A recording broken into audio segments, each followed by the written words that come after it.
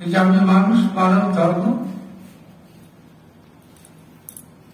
এই মানব ধর্ম তো ধীরে ধীরে প্রায় শেষ হয়ে গেছিল।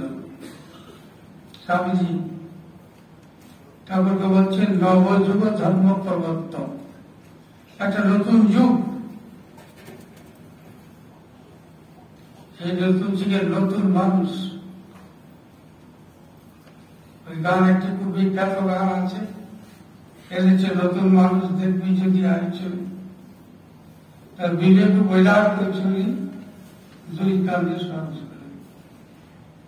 ওই ঝুলিতে আর কিছু নেই, অর্থ ঐশ্বর্য বিত্ত সম্ভব নয়। ওই ঝুলিতে বিবেক এবং বৈরাগ।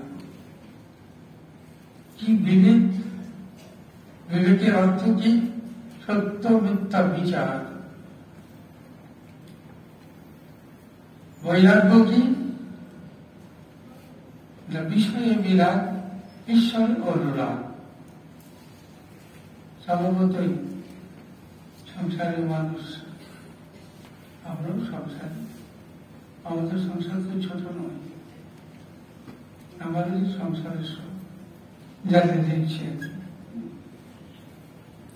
তো স্বভাবতই এই সংসারে থেকে ওই মনুষ্যত্ব, অন্তঃস্থিত মনুষ্যত্বকে জাগাতে হবে যে আমি মানুষ, আমি মানুষ। একটা গরু, একটা ছাগল, এদের সঙ্গে আমার তফাৎ রয়েছে। একটা মানুষের যা বৃত্তিগুলি রয়েছে, পশু পাখি কীট পতঙ্গের সকলের সেই বৃত্তি রয়েছে, কিন্তু তফাৎ কোথায়?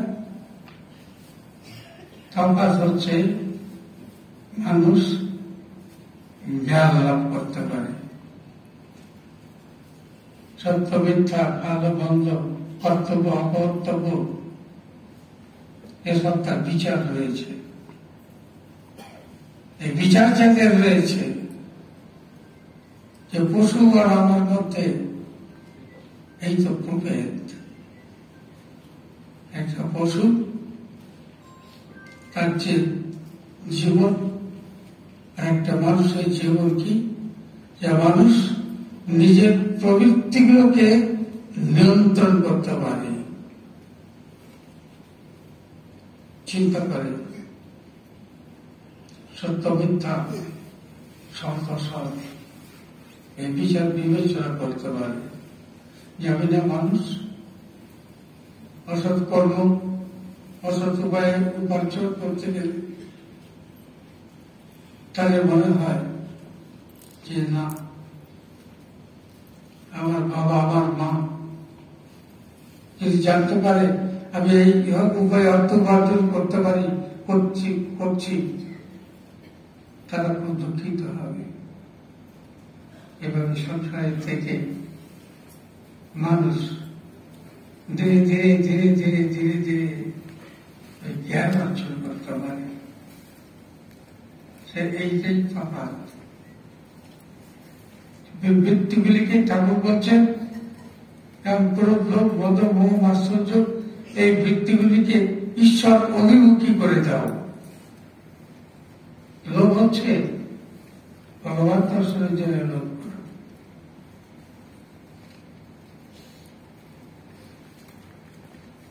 সেই জন্য সংসারের থেকে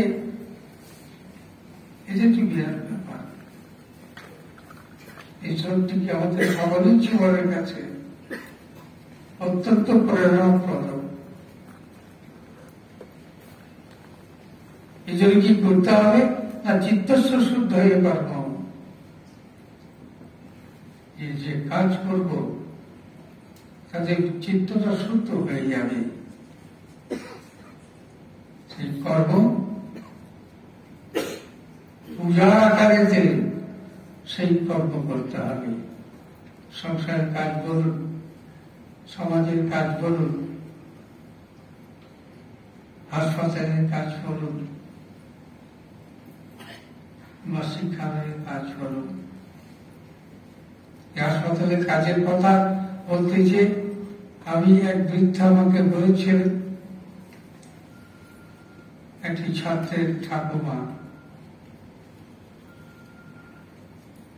বিয়ের বছর খানেকের মধ্যে ওই নাতি পড়তো, আমি তখন একটি স্কুলে ছিলাম, নাতি পড়তো, হ্যাঁ বিয়ের পরিস্থিতি বিধবা হয়ে যায়,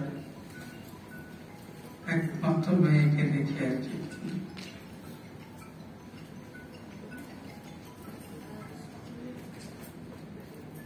বেলুর মঠের তিনি দীক্ষা নেবেন বলে আসেন নেই, কিন্তু বেলুর মঠের প্রতি তার অত্যন্ত টান ছিল, চলে আসতো।